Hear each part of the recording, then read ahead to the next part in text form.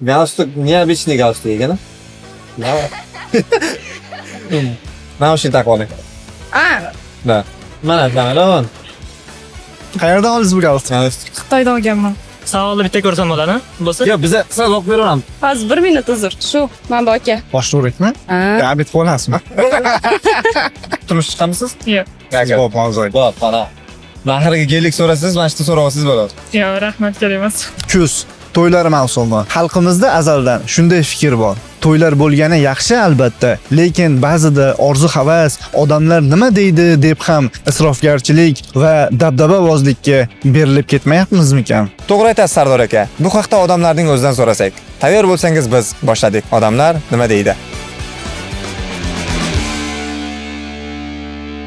Nima deb o'ylaysiz? Hozirgi kunda to'y kelin-kuyov uchunmi yoki odamlar nima deydi degan gap uchunmi? Kelin-kuyov uchun emas bu.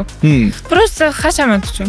Hashamat. Gap so'z uchun. To'g'risini aytsam, odamlar nima deydi ketyapti-da hozir. Ular bir-biridan o'zarga ketyapti-da hozirgi. Yoshlar baxti uchun oddiy to'y qilsa ham baribir shu baxti bo'lsa, shunga ham baxti bo'lib ketadi yoshlar. Yo'q, odamlar nima deydi deyotgani uchun bo'lyapti. Nimaga aynan bunaqa fikrdasiz? Yoshligi nima keragi bor bunaqani? Просто shu pulga ham borib o'ziga boshqa narsa olib, или borib aylanib kelish mumkin-da. Bu odamlarni gapirish uchun shunaqa to'y qildi deb birov-birovni etish uchun. Ya asosan o'sha odamlarga ko'rsatish uchun bo'lyapti. Odamlar puli borligini to'y bilan isbotlamoqchi bo'lishyapti. Misol uchun o'zimiz ham o'zbek oilamiz, ikkita opam borlar, ikkalalar ham yerga tegishgan. O'zimiz ham o'shani o'ylab kattaroq restoran tanlaganmiz. Endi men ota-onamni fikrlari, men aralashmaganman. Kattaroq artist kelishgan. Asosan o'sha odamlarga ko'rsatish uchun bo'lgan. O'zimga ham yoqmagan uni sal kichkinaroq bo'lganman. Men ota-onam haqlashgan. Kelin bilan kuyov uchun ham qilishadi, odamlar ham gap so'ziga qarab qilishadi. Chunki bolani to'yini nima bunaqa o'tkazib berding, sharoiting yetmadimi deb gapirish ham mumkin qo'shnilari. Yo orqasidan gapirish ham mumkin. Menimcha hozirgi kunda odamlar nima deydi uchun qilishyapti. Ko'pchilik. Ruscha gapiring, ruscha gap. Ну, чтобы показать людям. Ну да, они делают ради мнения общества. Можно было бы сделать маленькую свадьбу, и еды много бы не потратили, и ни денег. Baribir odamlar nima deyishi odamlar uchun muhim. Odamlar nima deydi deb to'y qilishadi va bu qarindoshimiz yaqinda bunaqa mebel qilibdi, demak biz bunaqa qilishimiz kerak. Bu qo'shnimiz buni qilib beribdi farzandiga, demak biz ham shuni qilishimiz kerak. U farzandlarni kelajagi yoki boshqa emas, ko'proq odamlarni ko'rishlari uchun qilinadi. Odamlarning fikri uchun. Odamlarning fikri uchun shunaqa. Hozirgi holatda ko'proq odamlar nima deydi to'y qilishyapti. Bu meni shaxsiy fikrim. Masalan, ortiqcha rasxod, ortiqcha xarajat ko'p bo'ladi. Ba'zi bir to'ylarda juda ko'p san'atkorlar, oziq-ovqat ortib qoladi. Bu menimcha isrofgarchilikda boshqacharoq turadi deb hisoblayman. Masalan, men xudo xolasa to'y qiladigan bo'lsam, dabdabali to'y qilishni yoqtirmayman. Bo'ladi o'rtacha. Pulim ko'p bo'lsa ham dabdabalini yoqtirmayman. Nima deb o'ylaysiz? Sevishib turmush qurgan yaxshimi yoki ota-ona tavsiya qilgan inson bilanmi? Savolga javob beraman. Ya nega javob beramiz? Va yaxshi savol. Hali o'ylab ko'rmaganman. Yaxshi ko'rgan yigitim bor. Endi yaxshi ko'rganim bor.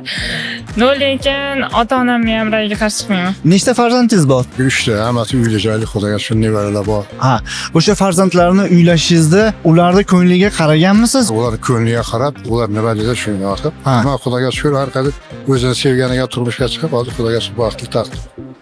Menimcha ota-ona tanlagan deb o'ylayman. Men ikkalasiga ham qo'shilgan bo'lardim. Chunki agar sevishib to'y bo'lsa, ularni baxtli bo'lib ketishi ozgina qiyinroq, chunki ular bir-birini уже bilib olishgan. Lekin ota-ona topib bergan bilan bo'lsa, o'zi 1-2 yil tanishish bilan o'tadi. O'sha 1-2 yildan keyin o'zi bolalar, farzandli bo'ladi, ajrashish kamroq bo'ladi. Ota-ona tavsiya qilgan inson doim yaxshi bo'lgan, no uni ham bilish kerak, o'rganish kerak, sevish kerak. Sevmasdan turib oila qurib bo'lmaydi. Odam o'zi sevib turmush qursa ko'proq yashaydi deb o'ylayman. Ota-onasi tavsiya qilgan ham hech qachon ota-ona o'z bolasiga yomonni tavsiya qilmaydi. Yaxshisini tavsiya qiladi albatta. Endi bilmadim, ko'ramizda xudo xolasa. Nozik nuqtada bu qizlarni. 50-50 deb o'ylayman. Unisini ham, bunisini ham o'ylab ko'rish kerak. Ertaga o'zingiz tanlagan inson siz xohlaganday inson bo'lmasligi ham mumkin.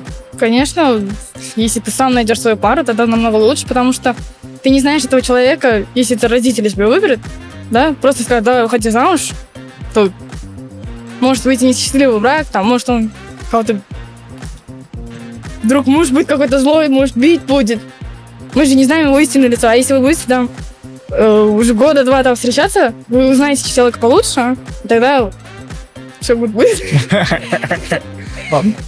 Ota-onasi tavsiya qilganini sevib turmush qurgan yaxshi. Savol tuzib chiqaman deb o'zimga o'sha savolga hammasiga javobingiz ha bo'lsa, keyin turmush qurish kerak. Sizda nechtasiga ha bo'lgan? Qaramagan.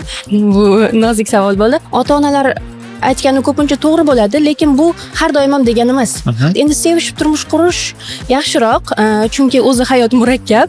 Yana uni o'zingiz yoqtirmagan yoki o'zingiz yaxshi tanimagan, bilmagan odam bilan o'tkazgandan ko'ra, o'zingiz ozroq bo'lsa ham tanigan, ozgina ko'ngil bergan kishi bilan o'tkazsangiz chiroyliroq bo'ladi. Iloji bo'lsa ikkalasi ham olgani yaxshi. Ota-onani aytganiga qarab deb o'ylayman, chunki O'zingiz ota-onangiz aytganiga qarab turmushga chiqqanmisiz? shuning uchun aytyapman-da. Ha. To'ydan keyin yoshlar ota-ona bilan yashash kerakmi yoki alohida? Menimcha ota-ona bilan yashagan yaxshi. Chunki qaytar dunyo degan narsa bor. Ertaga farzandimga ham shunaqa o'zimga o'xshagan qiz keladi deb o'ylayman. Endi baribir kelin ota-onani xizmatini qiladi. Nima deganda ota-ona shuni men xizmatimni qiladi. Men ham bir paytlar kelin bo'lganman, men ham xizmatni qilganman. Meni ham xizmatimni qilsin deb havas qiladi-da. Niyat qiladi, havas qiladi. Niyat qiladi. Havas qilib kelin oladi. Qaynona qaynotani vozirsiga bog'liq deb o'ylayman.